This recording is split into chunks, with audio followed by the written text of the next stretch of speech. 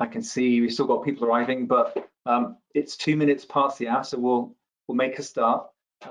Welcome everyone, welcome to IWOCL and SYCLcon 2020. This is the 8th time that we've run this conference. I can't believe it's that many already, just feels like 5 minutes since we started. This year, as you know, we were expecting to be in lovely Munich. We were going to be at the LRZ Supercomputer Center, but because of the current situation, of course, everything changes. So this year we've become a digital event, an online event. First time we've run everything online. The advantage of that is hopefully even more of you are able to join us than would have been able to make it across to Germany this year. So you're all very welcome. We've got a very exciting panel session lined up. We're going to start with a few announcements in a moment.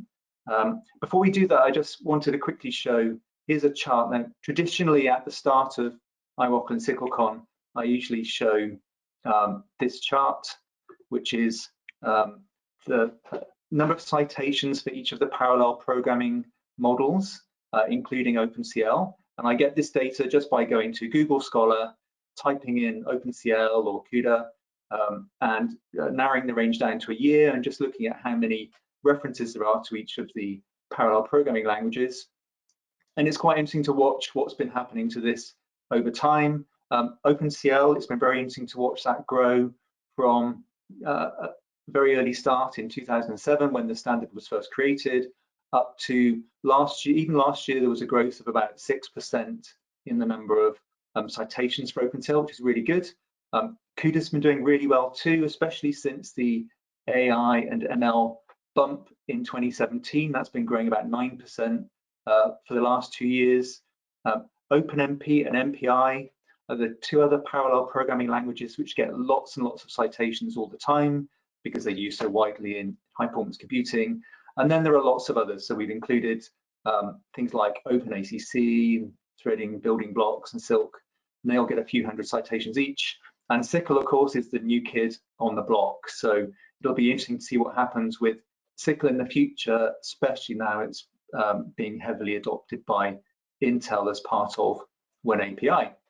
Anyway, so there's lots of exciting things to talk about.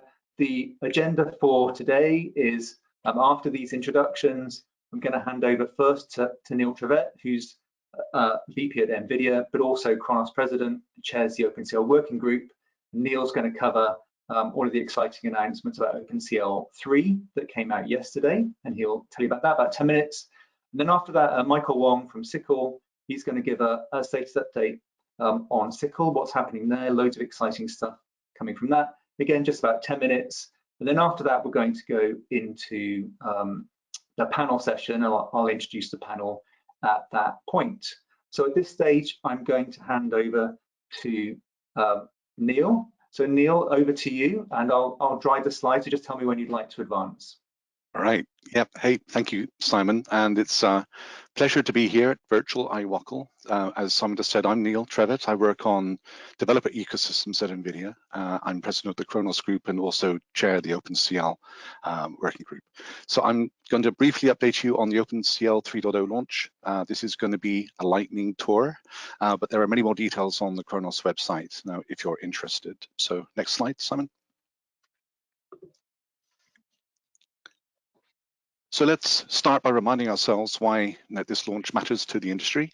OpenCL is the most widely used open standard for low-level parallel programming, and this is at a time when Moore's law is slowing, and so parallel programming and acceleration offload to heterogeneous processors is becoming ever more interesting and essential in markets, everything from high-performance computing through desktop down to embedded and mobile platforms. OpenCL is widely deployed by GPU vendors, and an ever increasing number of applications, engines, and libraries use it. And it's acting as a back-end target for languages, compilers, machine learning stacks that need a portable API to reach down into hardware acceleration. And that includes, of course, Khronos' own SYCL. Next slide. So just like Simon has his tradition, it's become my IWOCL tradition to plot the growth in number of open source projects using OpenCL each year. And I'm glad to see that this year the curve is accelerating. We've now broken through the 9,000 project barrier. So that's actually a doubling in just under 3 years. And of course, one of the most topical and significant open source projects right now is Folding at Home, being used to research the coronavirus, amongst other things. Folding at Home, you might know, uses OpenCL for the GPU acceleration in its network of consumer PCs, and it's now delivering an amazing 2.4 exaflops. That's faster than the top 500 traditional supercomputers in the world combined, and it's all largely thanks to OpenCL. So next slide. So OpenCL is going to save the world, we hope. So let's talk about OpenCL 3.0. It was launched yesterday here at IWOCL. This is a pretty unique launch because it doesn't add lots of new functionality to the API. It's really an ecosystem realignment, and the intent is to enable OpenCL to thrive and move forward and reach even more developers and devices.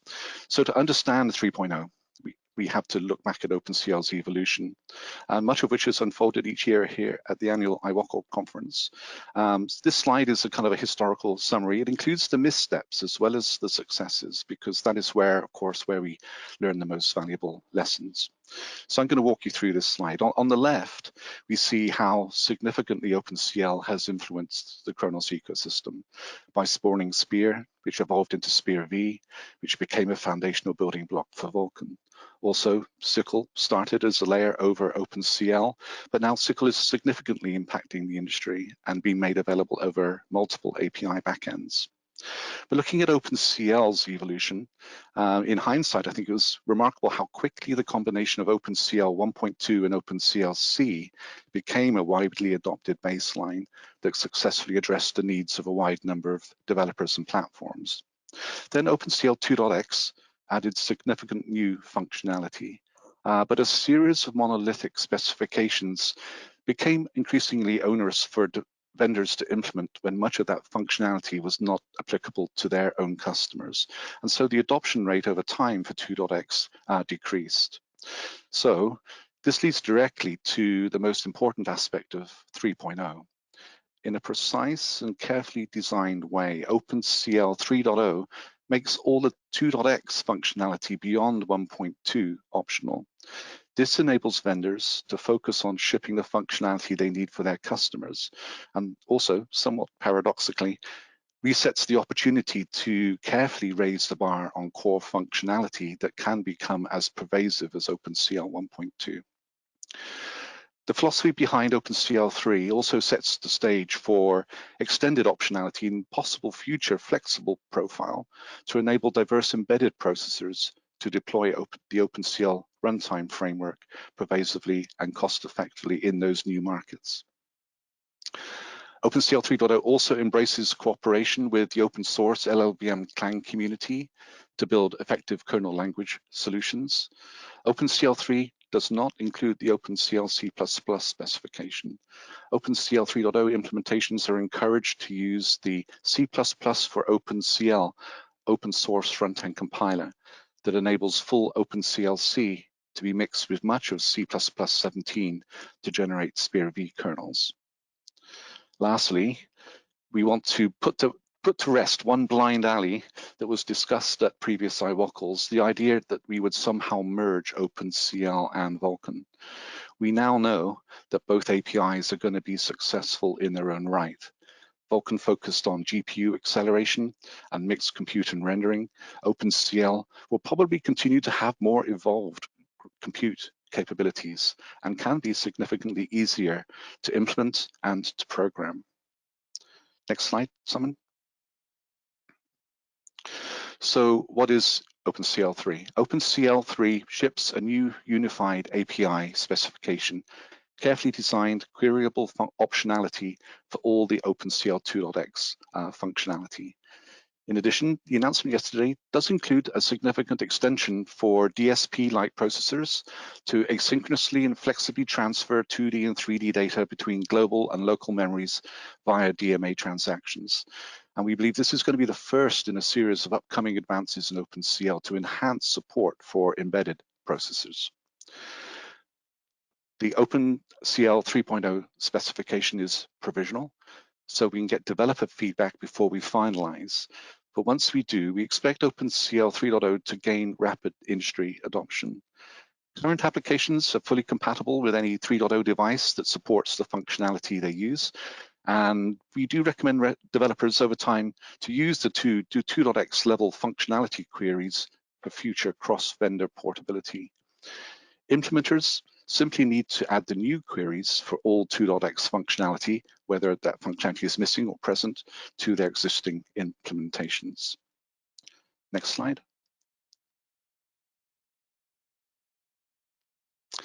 So looking forward into the roadmap, OpenCL will ship new functionality first as extensions and only when they are fully implemented, and then ensuring they are proven and widely adopted before we consider folding them into future core specifications.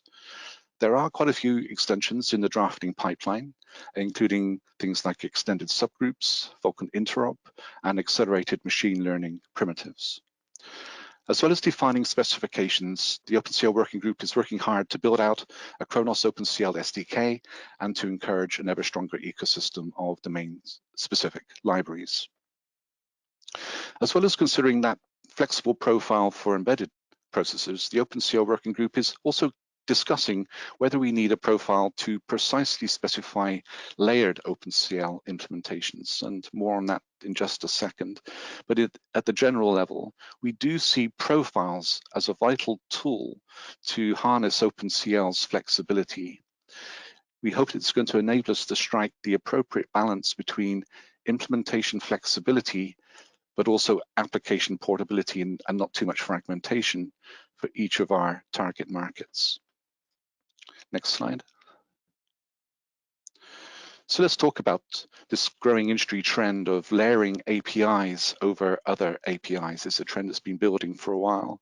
In particular, the cross-compilation of shading languages by an increasingly robust open source compiler ecosystem. For developers, a layered API can enable their application on platforms that don't support that API natively. Good examples include the Molten VK Vulkan implementation over Metal and the Google CLSPV compiler layering OpenCL over Vulkan, which is being used to bring demanding OpenCL applications, such as Adobe's video editing apps, onto Android. CLSPV is also a great example of layered APIs also being invaluable to platform vendors that can enable content on their platform without incurring the support load of additional kernel level drivers.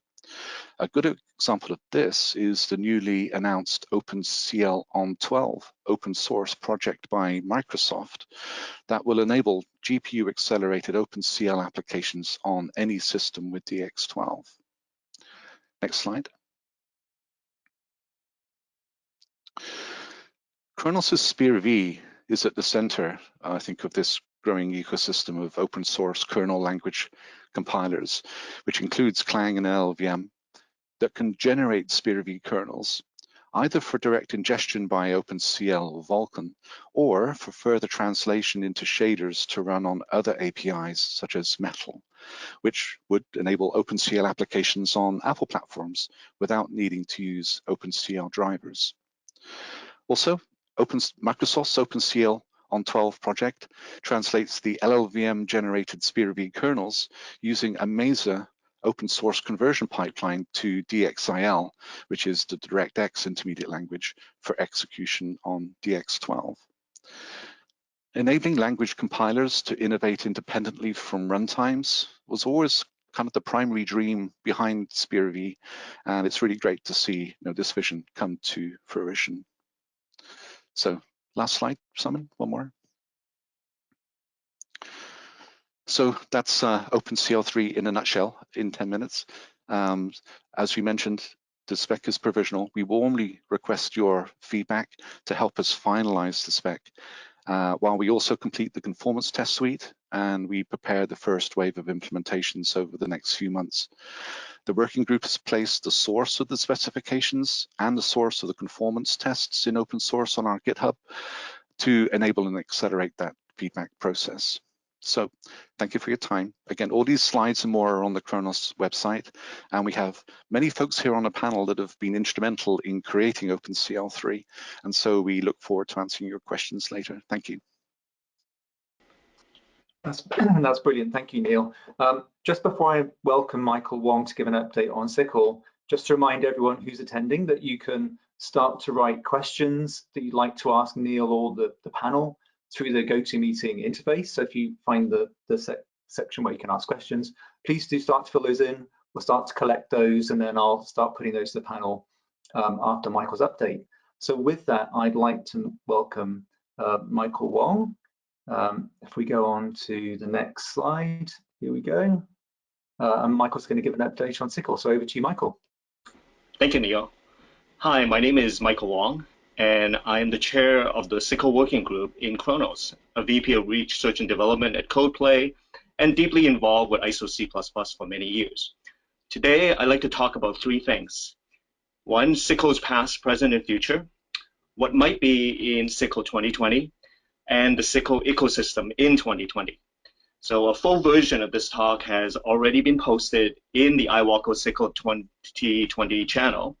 And in this live talk, Neil and I would like to set the stage for the live panel that follows, highlighting the key parts of what is coming for SYCL in 2020. Next slide, please. Okay, today I am unveiling this slide about the possible future roadmap of SYCL, where in 2020, we plan to release first a provisional in Q3 for public review and feedback, leading to a final in Q4. We plan this version to be based on C++ 17. This means that it will be enabling exciting C++ features such as CTAD, class template argument deduction, and deduction guides that makes code less verbose. There are also a number of other great features which I will highlight. You will also see that we released SYCL 1.2.1 in 2017, and previously 1.2 in 2015. And if you were to predict that we seem to be settling down to a cadence of releasing new releases every 1.5 to 3 years, matching to the ISO C++ schedule, you will be correct. This is because we have adapted to a bus train model of delivery. You will also see that we have changed the naming scheme from aligning with OpenCL version to naming by year to allow us to be based on multiple backend options, in addition to OpenCL, which remains our primary backend. You will also see that we are projecting tentatively, of course, that a future SYCL will be released after 2021. The exact version is going to be named later, according to the year, and will likely be based on C++ 20, which is going to be released at the end of this year, around in Geneva. So this shows our tighter ISO C++ alignment, injecting our heterogeneous knowledge into ISO and adapting C++ features. Next slide, please. I want to show what a pleasure it has been to see SYCL grow since 2016.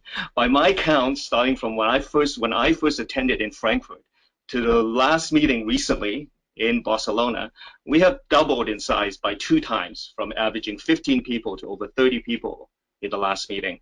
We continue to have strong attendance from Intel, Xilinx, CodePlay, AMD, ARM, Qualcomm, A&L, University of Salerno, and University of Bristol. Externally, we have been active in CPPCon, giving SYCL talks and tutorials in 2016, 17, 18, and 19. We have also had BOFs in supercomputing, 17, 18, 19. In the last year, we actually had a separate standalone SYCL BOF, along with our usual heterogeneous ISO C++ update BOF. At SC19, the number of SYCL events exploded from 2 to 3 SYCL events in 2018 to 6 to 8 SYCL-related events in 2019 in terms of papers, talks, BOFs, and related keynotes at various workshops. As you know, In the past, SYCL held an annual workshop called DHP-C++. I know it's a mouthful, in IWOCL, as it was not yet its own working group. On September 22nd, 2019, it became Independence Day. SYCL became its own working group and now is held as an integrated conference called SYCLcon with IWOCL here. Next slide, please, Simon.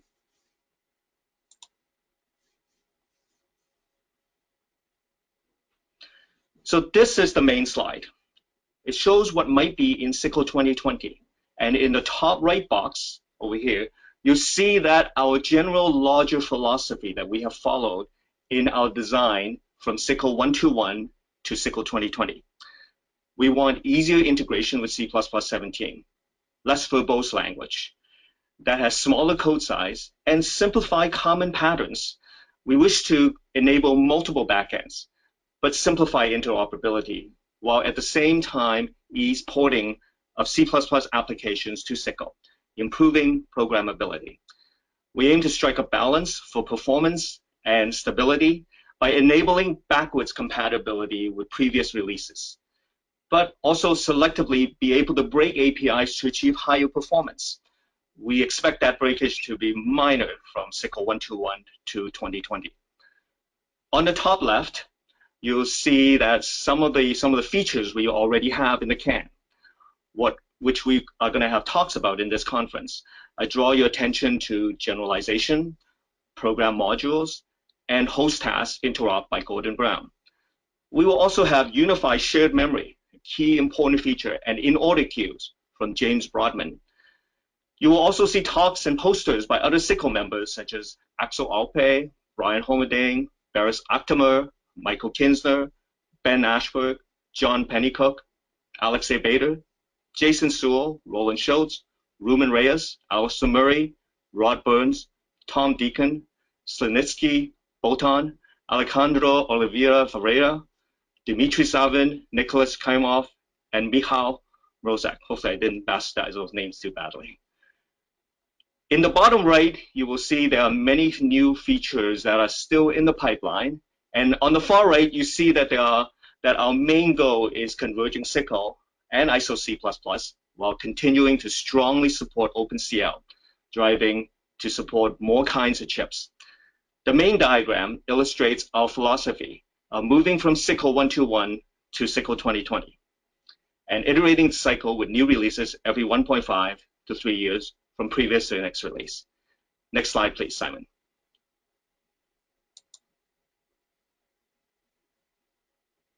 So this highlights the already large and growing SYCL ecosystems, starting with the implementation on the left. And then there are the many research papers. Of this, I want to point out the exascale computing project and Celerity for SYCL cluster. The Celerity programming environment seeks to enable developers to scale C++ applications to accelerator clusters with relative ease while leveraging and extending the SYCL domain specific embedded language by having users provide minimum information about how data is accessed within compute kernels. Celerity automatically distributes work and data. I think some of their people are here at this conference. Exascale Computing Project, or ECP, allows SYCL to run on exascale supercomputer systems using Intel chips being built at Argonne National Lab, and it is aiming to reach exaflop computing. Much of this will be shown in Hal Finkel's keynote. There are now also several benchmarks involving SYCL. I want to call out University of Bristol's Babel Stream that measures the performance portability of SYCL along with other popular acceleration languages such as OpenMP, OpenCL, CUDA, and OpenACC. There's now even a benchmark for performance portability by John Pennycook. Over time, this has increased to a suite of 4 to 5 benchmarks, including TLEAF, that measures acceleration performance. There's also Intel's Jeff Hammond's parallel research kernel. It is a suite that contains a number of kernel operations, plus a simple build system for Linux compatible environments. Most of the code relies on open standard programming models, including SYCL, and thus can be executed on many computing systems. I love Jeff's conclusions about the usability and portability of some of these programming models. There are also many libraries for linear algebra, machine learning, and parallel acceleration frameworks. At the bottom, you will see the active working group companies attending the weekly calls, which is now 2 times a week. Next slide, please. SYCL 2020 is coming in a few months in Q3. When it comes, I want to urge feedback to tell us what features you would like to add that are not yet in SYCL 2020 and what you would like to aim for in future SYCL. So how do you join SYCL? I'm glad you asked. Next slide, please. In this one slide, you see all the ways you can join Khronos SYCL. 3 out of 4 of them need no money. Anyone can suggest a feature or fix, and a small fee will allow you to participate in the design of the features. This is because SYCL has now switched to a much more open model, accepting public contributions and feedbacks, even as early as feature development. Next slide, please. This is my last slide. SYCL is creating cutting-edge royalty-free open standards for heterogeneous C++, compute, vision, and inference acceleration. We had a SYCLcon tutorial on Monday, April 27, and there's going to be a live session on Wednesday where you can ask SYCL experts questions. But you can also do it here in the live session that comes after this. I'm Michael Wong, Chair of SYCL, and I encourage you to join Khronos in its effort to lead a portfolio of useful standards to enhance your company's leadership in the industry. Thank you. That's absolutely brilliant. Thank you, Michael, and thank you very much to Neil as well. So that's all of the kind of introductory material we have. We're going to move on to the live panel session in just a moment. I'm going to put a slide up so that you can see who's going to be on the panel. Neil and Michael are going to stay around so they can be on the panel too. But there's a whole bunch of other people. I'm going to ask each one of them to introduce themselves briefly so that you know who's speaking. So I'm going to remind each panelist that you'll need to unmute to introduce yourselves, and then if you can remute again afterwards. So if we start with Alistair, please introduce yourself. Hi there, my name is Alistair Murray. I work at CodePlay, where I lead a team of people implementing OpenCL, and including recently we've been prototyping OpenCL 3.0. And within the OpenCL Working Group, I do some of the work on the specifications. Thank you, Alistair. Ben, could you go next? Sure, I'm Ben Ashbaugh. I'm a software architect at Intel. And within Khronos, I edit some of the OpenCL specifications, and I also participate in the SPIR Working Group and feed some of the features into SYCL and OneAPI. Thank you, Ben. Dennis, over to you. Hi, thank you. I'm Dennis Adams, Director of Technology at Sony Creative Software. We've been using OpenCL for about 10 years, first to retrofit GPU image processing into a large video editing application, and then to build a new cross-platform video application that exclusively uses OpenCL for all of its image processing. Thank you, Dennis. Eric, you're up next. Hi, I'm Eric Berdahl. I'm a Senior Engineering Manager at Adobe's Digital Video and Audio Business Unit. We're the part of the company that makes products like Premiere Pro, Premiere Rush, and After Effects, and many others, products that you would use to create video. I manage the group at Adobe that builds the rendering pipelines and the GPU runtimes that make all of Adobe's video products run. We've been using OpenCL like Sony for more than a decade as one of the prime GPU runtimes that let our software run on multiple platforms. I also represent Adobe to Khronos and am personally actively involved in several of the working groups, notably the OpenCL Working Group and the Vulkan Working Group. Awesome, thank you, Eric. Hal, you're next.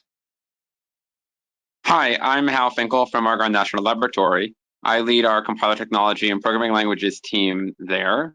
I'm the vice chair of the C++ Standards Committee, and I'm also involved in the SYCL Working Group. I'm excited to be here, and we are excited to be exploring SYCL and also Intel's DPC++ for our upcoming supercomputing systems. Thank you, Hal.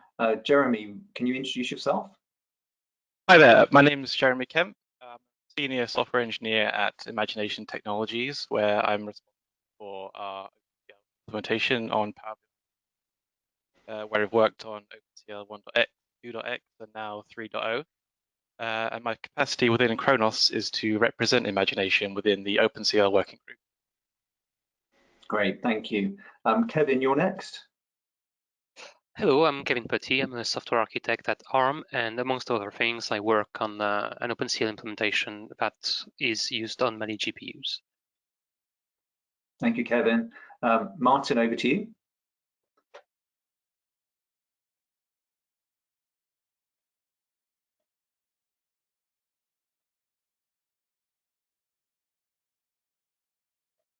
Are you there, Martin? I can see you're unmuted, but I can't hear you.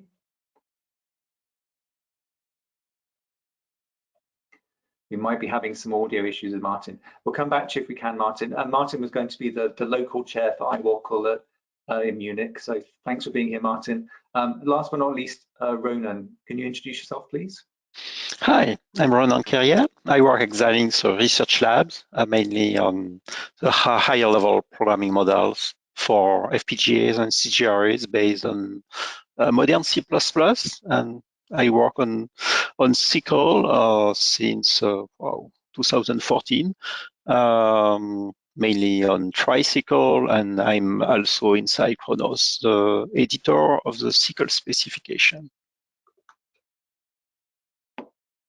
Thank you very much, and thank you to all of our panelists. So if I can remind all the panelists, if you make sure you're muted, and then when questions come up, I'll steer them to you, or if you'd like to join in, then unmute yourself at that point. But thank you all for joining us. So this is the point where we'd like the audience to start asking questions. It can be about anything to do with OpenCL or SYCL or anything related to those things. I can see a few starting to come through. I'll kick off actually with one which I think is a sort of a fairly broad one that anyone might be able to answer. Maybe we'll start with an OpenCL answer and then maybe move on to a SYCL one. But that's with all the announcements that have just been made by Neil and by Michael with OpenCL 3 and with the next generation SYCL stuff, what are the most important changes that are coming in those new versions of the standards? So why don't we ask that for OpenCL 3 first of all? What are the most important changes for OpenCL 3? Somebody on the panel could take that one.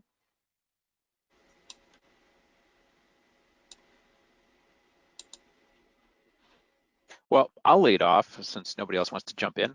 I'll say there are three things that really jump out at me about OpenCL 3 that I'm kind of excited about. One of them is actually the point that OpenCL 3 is not that big a step code-wise. We can update very easily from OpenCL 2 to OpenCL 3. Neil made a point of this in the presentation.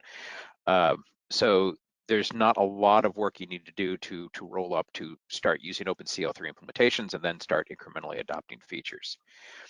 One of the things that I really like about the spec itself is also the fact that it's really opening up for the possibility of layered implementations. That trend that Neil talked about in the presentation about layers becoming more prevalent in the industry is one that we are watching very carefully at Adobe, and that I've been subtly influencing for several years. I think it's a very important direction for the future of GPU runtimes and GPU programming models.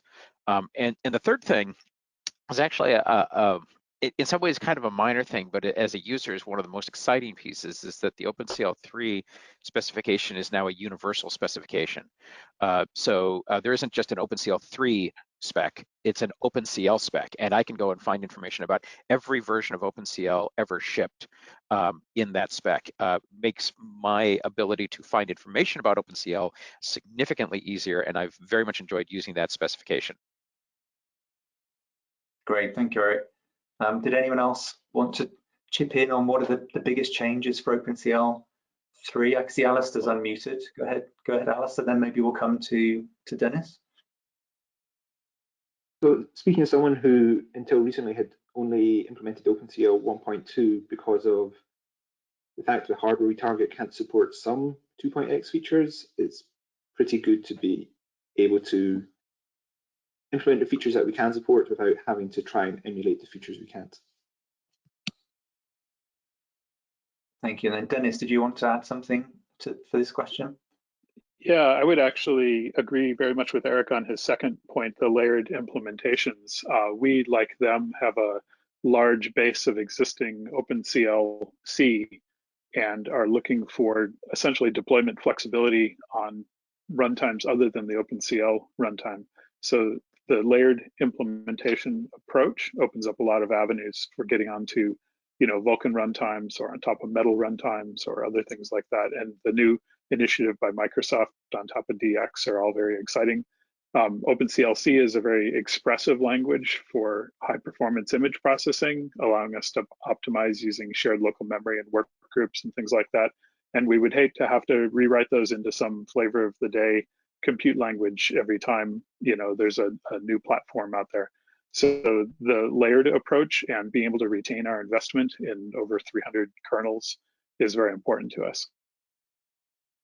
Great. I was going to mention the new version of OpenCL also. I mean, that is one thing that we haven't revved since OpenCL 2.0, I believe. So we've got a much better and complete kernel programming language now in OpenCL 3. Thank you, Ben. How about the more SYCL-oriented folks on the panel? Anyone from the SYCL side? What are the biggest changes coming in what Michael was just talking about? I can start off, and then I'm going to ask Renan to jump in on some of these ones. Okay. So I think certainly I mentioned generalizations, but what I didn't mention is why they help us, and you're going to see that in some of the talks that are online. So with generalization, which actually ended up being a bit of a bigger change, but it gives us essentially independence from the single backend. But we're still deeply tied to OpenCL, but we can now also allow us to adapt to Vulkan, CUDA, OpenMP backends, or whatever you can put your imagination to. The other big one that I urge people to look at are things like unified shared memory. This enables codes with pointers in data structures to work naturally without translation or buffers or accessors. And it helps us to port from lower level languages or from CUDA, for instance. I think that's a big improvement on these things. The other one is modules I talked about. And no, not those C++ modules. Unfortunately, that name is heavily overloaded. What SYCL modules are, what they do is they essentially embed multiple objects into archives, even for different backends. And so this massively reduces ambiguity in the spec and removes states. So I'm going to ask Renan to jump in, and so that I don't end up talking about all. Maybe Renan can talk a little bit about reductions, which was the top request from IWOCL DHPC C++ 2019, or specialization constants and other things. Renan? Yes. So in HPC, having some efficient reduction to take advantage of the real hardware features is very important, because if you're using accelerators, it's to reach the maximum performance. So that's something which is coming. For the specialization constant, the idea is actually similar to something pushed by Hal Finkel in ISO C++ about GTing some C++ templates. Because often, for example, in machine learning and things like that, you have a huge amount of machine learning kernels, and the only difference is just a few coefficients. So if you can fix this coefficient in some way so that they are compiled or GT'd just before runtime, you can achieve some more efficient execution, and you can basically lower your carbon footprint by a side effect. So I think that's pretty exciting about the gain in efficiency we can get from that, for example. And if I might also ask Hal Finkel, who gives us the user's point of view as to what he thinks is useful. Things like, there's improvements in address space in order queues, removing standard layout restrictions and host task interrupt. Hal, do you want to say anything from your user point of view?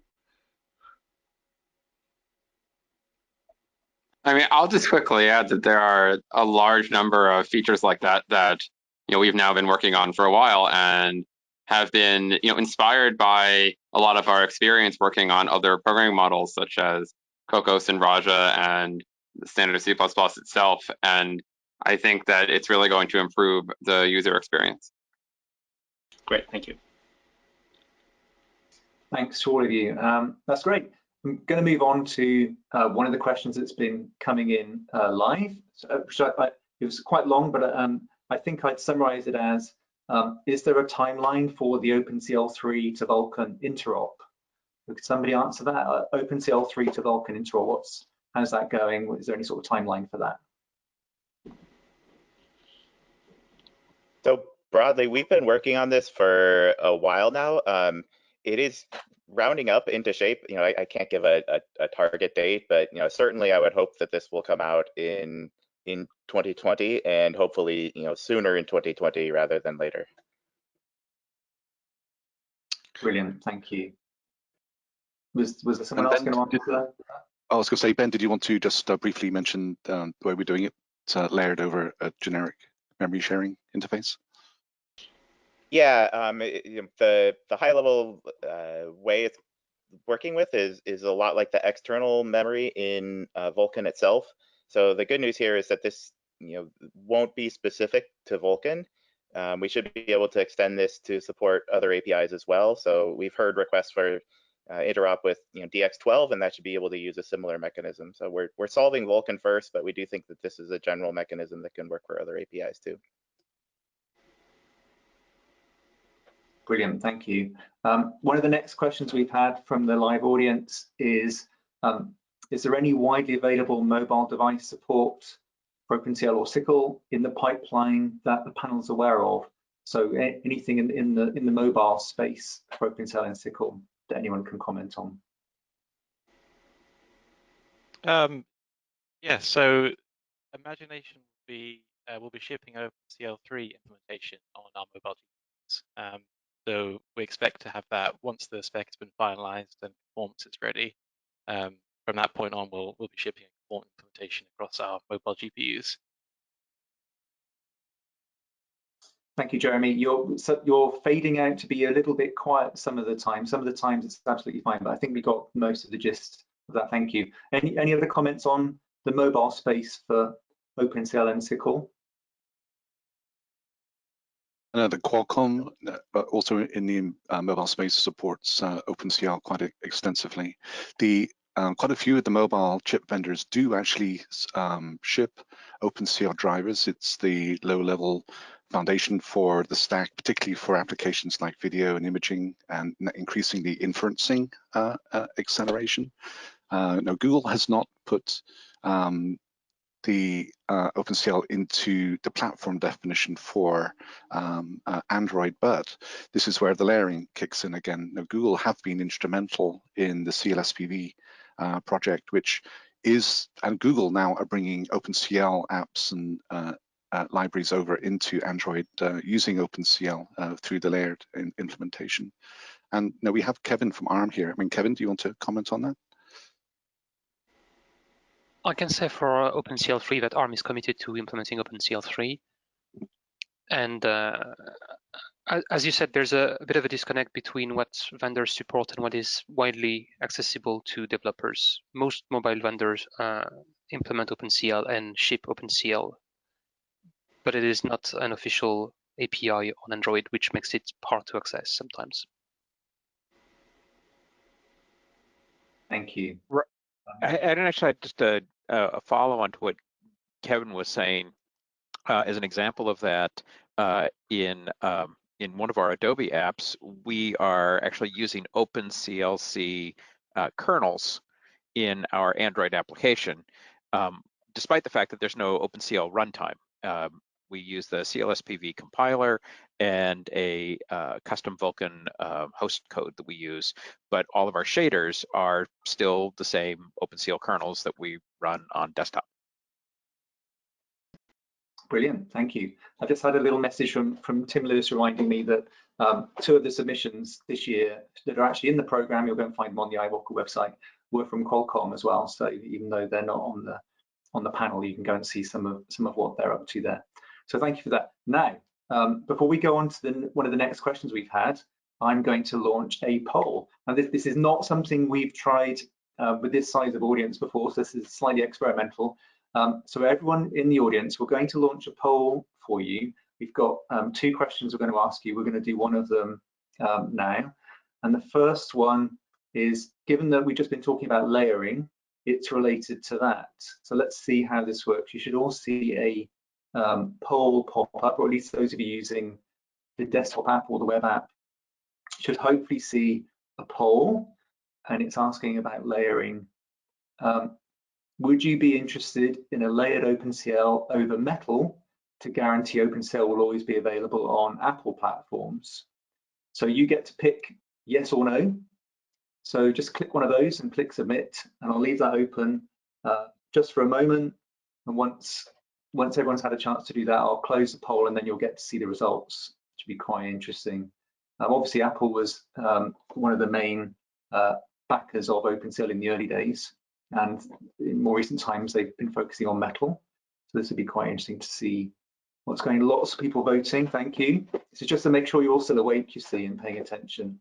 But the answers are actually really interesting to us, and it might affect what's going on. I think nearly 2/3 of people on the meeting have voted already, which is really good.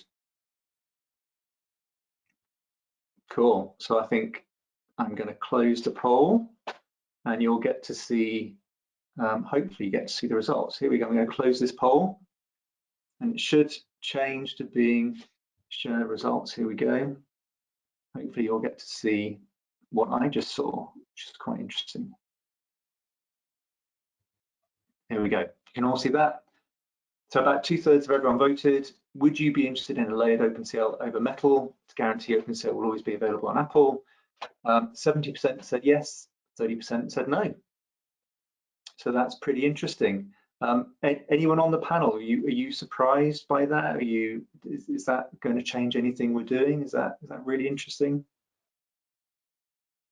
No, that is really interesting. Thank you everyone for that feedback. It seems like an obvious thing going forward, and obviously Apple have deprecated OpenCL. It's still available right now, but the layering is, I think, going to be a vital piece to ensure that OpenCL remains available where everyone wants to run their applications. And also, Apple is a significant platform. So, yeah, no, this is encouraging, and hopefully we will be able to get this going as a project pretty soon and encourage people to get involved. Great, thank you, Neil. Awesome, we've got more questions coming in. The next one, hopefully, is going to be quite a quick one, and it's, does OpenCL 3 support unified shared memory? OpenCL 3 and unified shared memory, somebody comment on that? So we have an Intel extension for unified shared memory that we're proving out first before we would add this to the core specification or even as a standard extension. But if this is something that you are interested in, definitely let us know at Intel and also at the OpenCL Working Group. And I think this is a great candidate for a future extension in 2020. Great, thank you. Don't forget to keep sending in more questions for the panel. We're filtering through them now and asking people what's going on. Maybe while we've got Ben on the line, one of the other questions that I'm being asked quite a lot is what's the relationship between SYCL and OneAPI, which Intel's been driving. I think this is why there's been a lot more interest in SYCL recently, but could you just comment on how SYCL and OneAPI are sort of related? Yeah, it's a great question. I'll give a bit of a brief answer, and we can go into more detail later. So OneAPI is a broad initiative. It covers things like tools and libraries. It also covers what we're calling direct programming, which is where you would write code and kernels that would run on accelerators.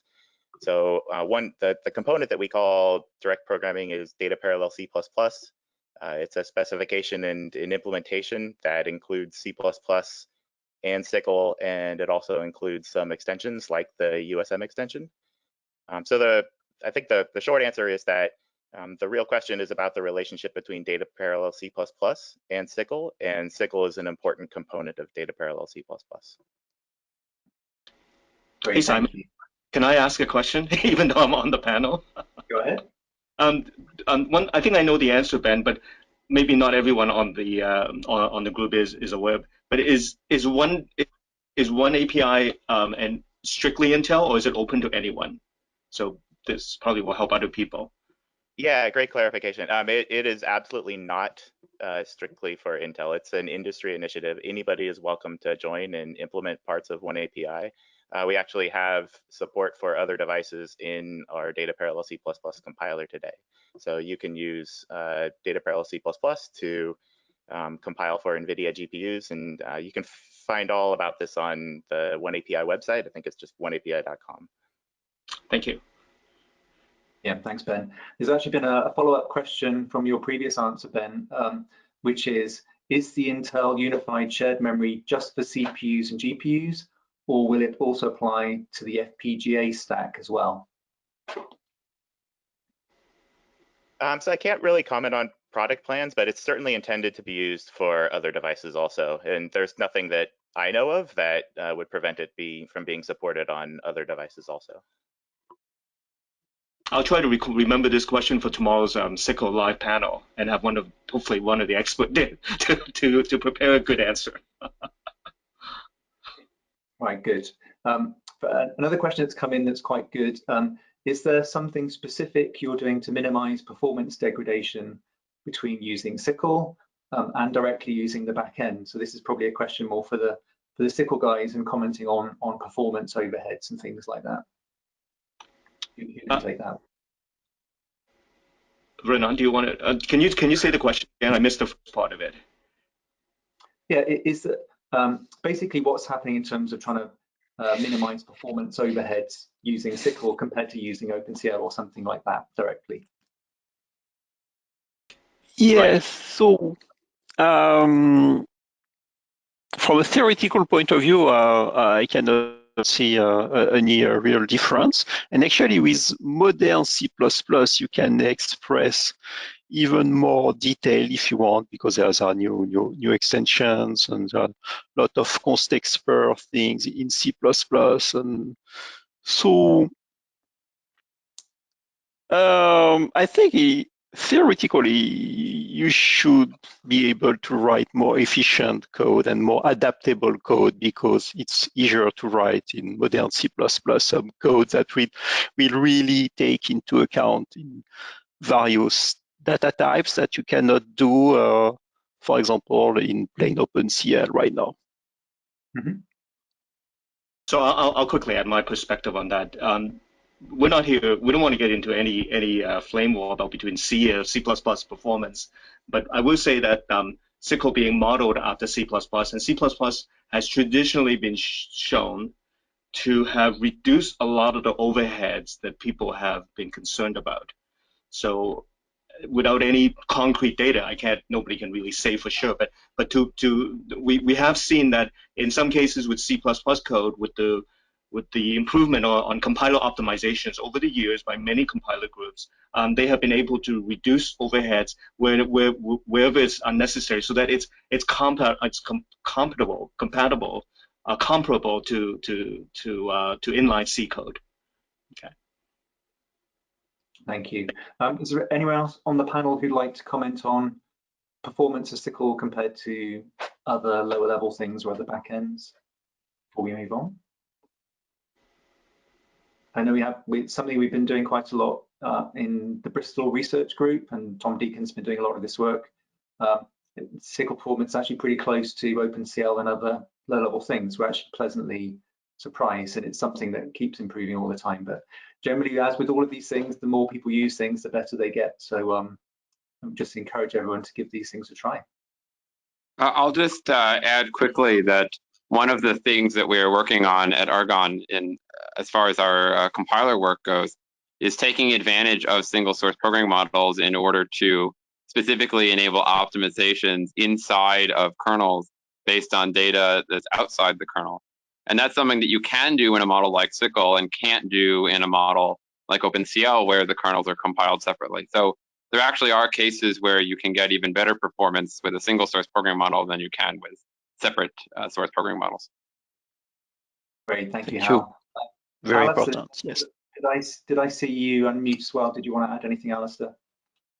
Yeah, so at CodePlay, we implement both OpenCL and SYCL, and much like other panelists have already said, it's very rare that SYCL provides any disadvantages. In fact, it's often is faster because you can write better code. The only real case where you would ever end up clearly winning with OpenCL is if you're able to directly expose a hardware feature that is not yet enabled in SYCL.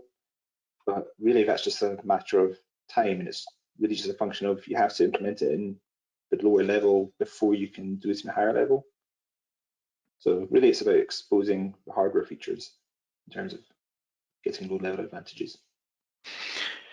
Yeah, I would precise that what is also very important with the new backend interface coming in SYCL 2020 is that you have a very strong interoperability layer with underlying implementation. That means that if you are not happy with your SYCL implementation, well, you can still very easily use, for example, an OpenCL kernel from inside a SYCL program. So you don't lose a lot here. Thank you. I agree that OpenCL and SYCL has these different characteristics. I think they play to the strength of their own community, their specific communities in that way. Mm-hmm. Yeah, and I think that one area where we have seen OpenCL performance superior to that from other programming models are specific cases where you're able to take advantage of just-in-time compilation from OpenCL C code, so you can dynamically compose code that does just what you want as opposed to pre-compiling a more generic version. And I think that over time, this is something that we'll see improve in other programming models as well, whether it's with specialization constants or other capabilities that will provide some of the same kinds of functionality.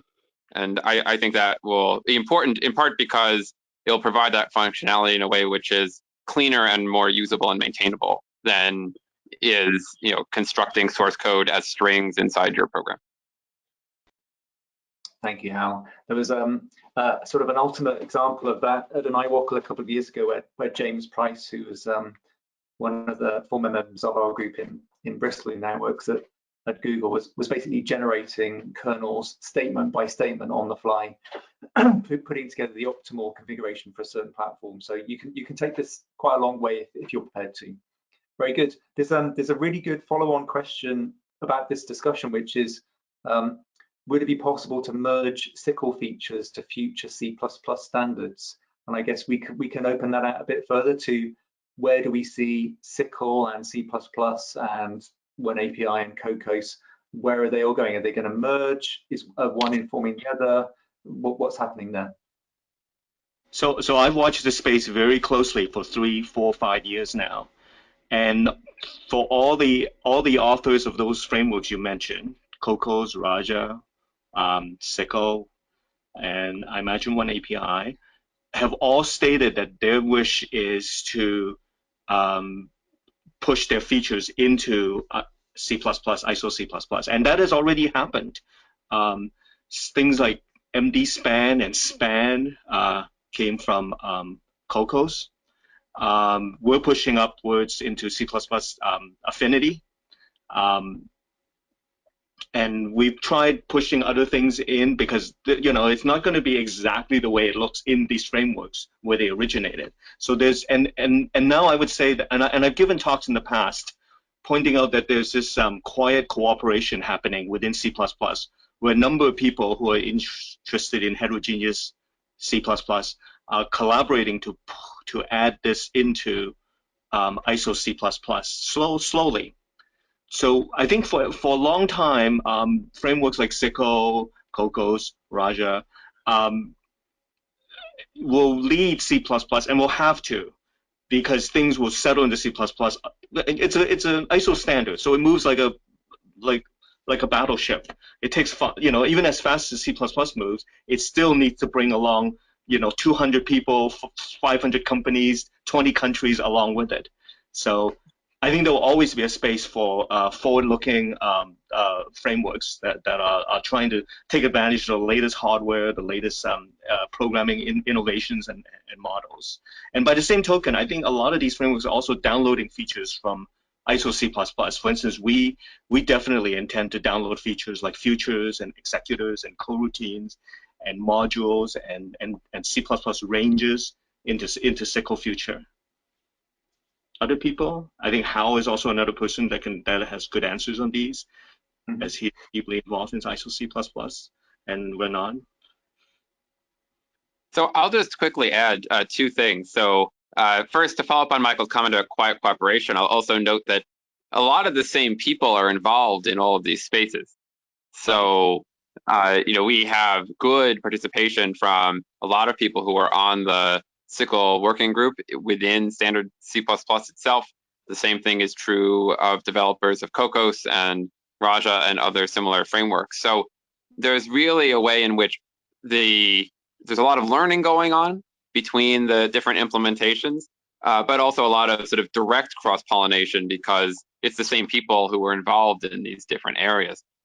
I think one of the interesting questions going forward from the standard C++ side of things has to do with the way that we evolve the memory model and how we adopt features that are proven out by SYCL and Khronos and other frameworks for dealing with different kinds of memory spaces and sort of execution and data locality concerns into standard C++. And right now, we're learning how to best do this in the context of these other frameworks, and those learnings are then going to be moved forward into the C++ standard. Very good, thank you. If there's nothing more to add to that one, there's one sort of follow-up question on SYCL, which is what tool chains are required to run SYCL applications on Xilinx FPGAs today, and are any of those tools freely available? That might be a question for Ronan.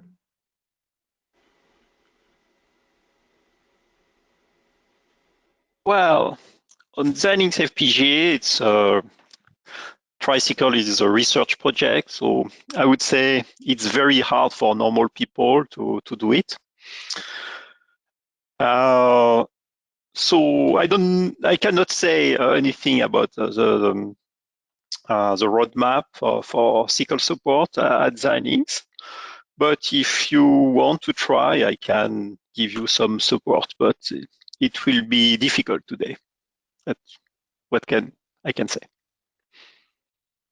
Okay, so it sounds like that's sort of early days at the moment, but are you saying people can get in touch with you if they're interested in SYCL on Xilinx FPGAs?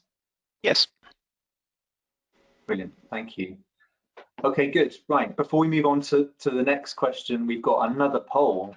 So this is, again, making sure you're all still awake and all still listening. So I'm going to launch another poll. This one's a little bit different to the last one. And it's about SPIR and SPIR-V. So I'm going to launch the poll now. Hopefully you'll see this.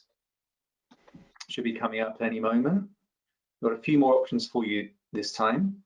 So if SPIR-V were widely available, it would improve developer and user experience because, click all of these things that are relevant to you. So which of these things might help you in terms of, does it help secure IP inside your kernels because you don't have to ship the kernels as strings anymore? Did it let you use non-OpenCL C language kernels, offline kernel compilation, leveraging tooling around SPIR-V? There's lots more tools starting to support SPIR-V, or none of the above. So it'd be really useful, really interesting to get you to comment on this. If you're using SPIR-V, interested in SPIR-V, lots of people have voted, nearly half of you have all voted now, which is great. Thank you. Simon, I think we're missing an answer. What was that, sorry? I think we're missing an answer. There's something about, reliability of having a defined front end that generates SPIR-V instead of having to, cope with different vendors' implementations of an OpenCL C front end. It might. I think it's probably too late to add that one back in, unfortunately. But we'll maybe there was just a limit to five options. I'm not sure. Anyway, lots we of have people. 5 options. Yeah, that could be it. Maybe we're getting too complicated. Lots of people are voting. I'm going to close the poll and then I'm going to share the results. Here we go. Let's share the results with you all so you can see what you said. And again, I think it makes pretty interesting reading. Here we go. So what was the most popular? Offline kernel compilation for speed or portability was the most popular. Leverage tooling around SPIR-V. That's really interesting too. Confidently using non-OpenCL C kernel languages. And then reasonable number of votes as well for securing IP inside kernels. I thought that might have been one of the more important ones. So that's quite interesting. I'm shocked that that's near the bottom of the list. Yeah. I think it's probably because it's not, I mean, it's obfuscated, not encrypted or anything like that. But, right. It helps, but it's not like a bulletproof solution. So maybe that's okay. Yeah, but that's interesting results. Yeah, but only 9% on none of the above doesn't matter much, which is interesting. That's the high order bit. Yes, definitely. Yeah. So thank you very much, everyone, for voting on that. I think we had nearly 60% voted, which is an interesting size of sample. Very good. Thank you. Right. Let's hide that again, and then we'll move on. Don't forget, you can keep asking questions. If you've got more questions, keep posting them. We've had some really good ones. Thank you so much. So other questions we've had come in beforehand was, another one was, will we ever be able to use OpenCL or SYCL with other languages, such as Fortran or Python or OpenMP or ... So that's one we get asked a lot. So who'd like to comment on that? I would just say we would if we have more of those experts in the Khronos community, because you need the local experts there to be able to make a good interface there. I'll stop there and allow other people to jump in. I will say that there's nothing that prevents us, I think, from working with OpenMP. This has been asked around a lot in terms of language framework interoperability.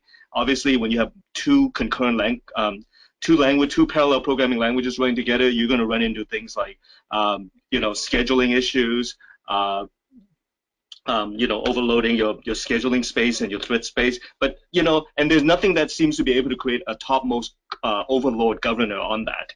So that's just a standard thing that you would have when you're interfacing any multiple parallel programming languages together. Okay. Yeah, I think COBOL would be a great candidate because it starts with C and ends with L. I like it, COBOL. Go ahead, Ben. In all seriousness, I think there are a couple of Python bindings for OpenCL at least. So give those a try if you haven't. Yeah, and I think Hal wanted to say something. Yeah, I was just going to add that we are dealing with these interoperability issues on a regular basis, and my expectation is that as we explore solutions in this space, when we, as we figure out the things that seem to work best, we'll definitely bring those to the relevant standards committee. That's true. You guys are probably the one that where this collision will happen in very serious workloads right away. Yeah, since you still use an MP and OpenCL and now SYCL. That's exactly right. But part of the issue here is that in many of these cases, it's not obvious a priori that there's a right answer for what the interoperability semantics should be. And so a lot of this ends up being somewhat empirical based on looking at the applications and what they want to do in the various use cases and trying to fashion some set of solutions that practically work. And so, again, I think as we get that experience, we'll be able to bring that back to the standards bodies. Thank you. We're having a few sort of follow-on questions, and in particular about Fortran. So has anyone looked at Fortran with OpenCL or SYCL? And in particular, one person raised the issue of Fortran front-end upstreaming into LLVM, whether that makes this easier, more tractable, etc. So Fortran support for SYCL and OpenCL. Is that possible? Is it getting easier? What's happening there? I think so. I'll speak to this a little bit. We have experience mixing Fortran with a number of different other programming models. Now, sometimes this is done in this sort of trivial sense, right, where you have some kernels that you're going to write in some other language, and then you're going to call those from Fortran. And practically speaking, we have a number of users who do precisely that. With the implementation of a Fortran front end for LLVM, one of the things that does allow us to do is to use that front end in order to directly generate LLVM and thus perhaps SPIR-V code from Fortran. Now, there are a lot of questions you have to answer about what it means when you call Fortran built-in functions and the like. But in the context of OpenMP, for example, this is an active area. We intend to support OpenMP offload in Fortran, and many of the same challenges and questions that come up there will come up in adaptations of other programming models for Fortran. So for us, I think if there's such thing as a flang, or what Hal alluded to, a Fortran front end for LLVM, and someone were energetic and interested in doing it, it is entirely possible for us to pair it with SYCL in some future way, right? Mm-hmm. And we would welcome that work. And I understand where this question is coming from, because in the high performance computing domain, weather research, a lot of kernels are still purely written in Fortran, okay? And they might be accessed from the outside by Boost C++ or something like that. And that's just, just people are just not going to spend all their time turning their kernels from Fortran to some other language. Right? Yeah. Yeah, I was going to ask for that clarification too. Like, is this more about writing Fortran kernels, so the code that runs on the device, or Fortran API bindings for the things that run on the host code? I think it's a wide range of things. I think the question largely comes from Fortran isn't going away. I saw a survey a while ago. It was, I think, on the UK national machines, 70% of all core hours are running codes written in Fortran. So how do we get those codes running on GPUs, things like that? And the moment you have to kind of like rewrite the code in something else first, C or C++, and then you port to kernels. And it might be much easier to get more code ported if you didn't have to go through that extra step, and it could be Fortran in SYCL or Fortran in OpenCL or something like that. The act of rewriting it generally introduces a possible large number of bugs, which they don't want to live through, because this Fortran code has been debugged over 20 years. Yeah, and a general comment from the OpenCL side is, I'm kind of following what Ben was saying earlier. I mean, that we have the community resource page, and it always amazes me going there how much there is there. I've just gone and searched on the community resource page, and there's about a dozen hits on Fortran there for various tools doing various things with Fortran. So yeah, there's actually quite a lot of depth in the OpenCL ecosystem. So go and check out the community resource page, and if you know of stuff that's not there, it's you can do a pull request and add your own favorite tools to let the community know. So encourage people to do that. Thank you, Neil. And that's on the Khronos web pages, yeah.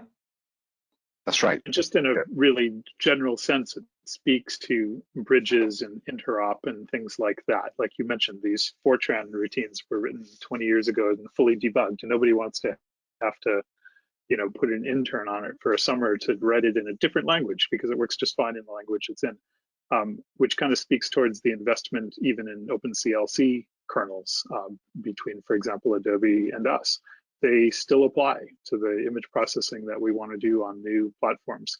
So having a really clean bridge to new runtimes like Vulkan and things like that, and even bridging into SYCL and other, you can certainly write new things in the new expressive language, but you do need a way to bring along the old things, whether that's OpenCL or Fortran or what.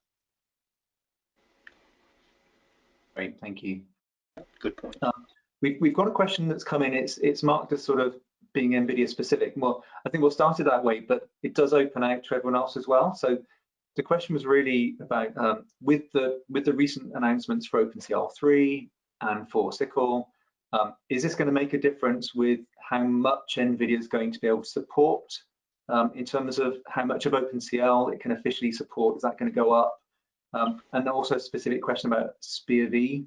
So maybe this is for Neil initially, but then maybe we'll widen this out to everyone else as well. So will the changes mean that NVIDIA can support more of, officially support more of OpenCL, OpenCL2, for example, and more of SPIR? Yeah, I think it will definitely help. We have publicly stated that we are going to implement OpenCL 3. And I think the fact that we can now begin to have much more flexibility in kind of the 2.x functionality that is relevant to our customers will definitely help us implement more than we're currently able to do for our customers going forward. SPIR-V, I would love NVIDIA to support SPIR-V. I'd love the results of that poll. I'm going to take that back to NVIDIA and see if we can support it. Of course, we already support SPIR-V for Vulkan, so the gap is potentially not too big. But as always, it comes down to what our customers are asking for. But the amount of goodness in the SPIR-V ecosystem that we've been talking about, is beginning to get, I think, pretty persuasive. So yeah, hopefully, I can't commit to it, but hopefully, yes, I can see things going in the right direction. Thanks, Neil. Maybe I'll open that to a few of the others. Maybe it's nice to have ARM here. We don't always have ARM in some of these panels. So if we ask ARM, is this going to make it easier for ARM to support more of OpenCL, and maybe also answer about SYCL? Is there going to be any official support for SYCL on ARM in the future? So ARM already supports OpenCL 2.1 on Mali GPUs, so including SPIR-V. We started shipping that, I think it was last year. Cool.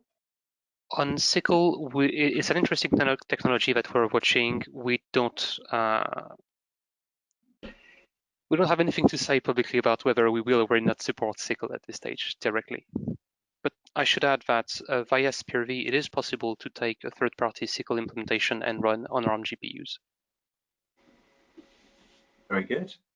Is there anyone else on the panel who'd like to? Yeah, especially you support SPIR-V or something like that, right? Yeah, it is theoretically possible. Yeah.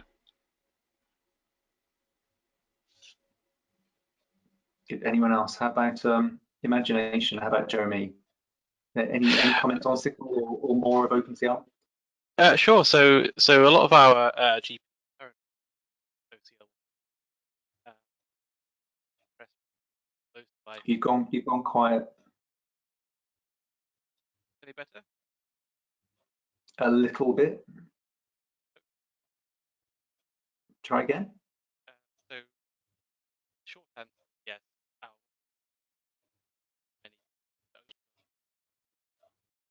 Nope. No, I think. Sorry, Jeremy. I'm into the chat. Simon could read it. Yeah, it's gone so quiet. We've lost you. Sorry. We've done well. We've managed to hang on to most people today. So that's great. Thank you, everyone, for the answers for that one. There's another question which we've had been asked quite a lot, which is. So Simon, Jeremy did type some answers in on the chat. Oh, thank you. Good. Short answer, yes. Very good. And 1.2 devices will support overwhelming majority of 2.x features. I guess that's something that's going to come out really nicely with the new with the new approach in OpenCL 3. So that's really good. And 2.0 devices retain all features. Awesome. Thank you, Jeremy. Good old text works in the end. Yeah, so one of the questions that's been asked, it's a bit more future looking. We're kind of in our last 10 minutes now, so we've almost run out of time. But it's, what do the panelists think are the biggest missing features still for both OpenCL and SYCL? So anyone can have a go at answering that. What's still to come? I guess that question's about. Who'd like to have a go at answering that? Dennis, I'll jump in real quick. I think we've talked about the real positive experiences around SPIR-V and what it brings to the table. And so having SPIR-V either required or at least very widely supported across all of the platforms that a given company wants to use would be very beneficial. Great, thank you. Eric.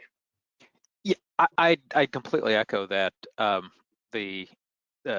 The phrase that I like to use is that SPIR-V should be the common shading language, and then I would like to see a renaissance of shader coding languages, all generating SPIR-V. And once the runtimes start all consuming SPIR-V, you don't have to care what I write in. And that's good for me. That lets me be more expressive. The other thing I like to see is continue the direction of having additional layers on top of the dominant GPU runtimes.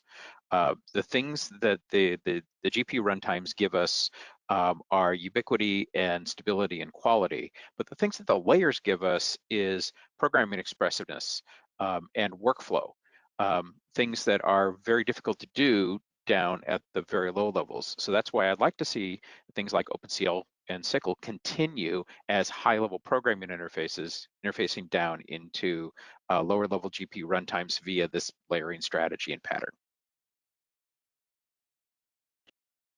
Brilliant, thank you, Eric. Anyone else? This is what are the missing things? What kind of things might come in OpenCL 3.1 or next gen SYCL? Other thoughts? Right. So I think some of the things that we are definitely looking forward to are things like subgroups. We want to simplify the accessors.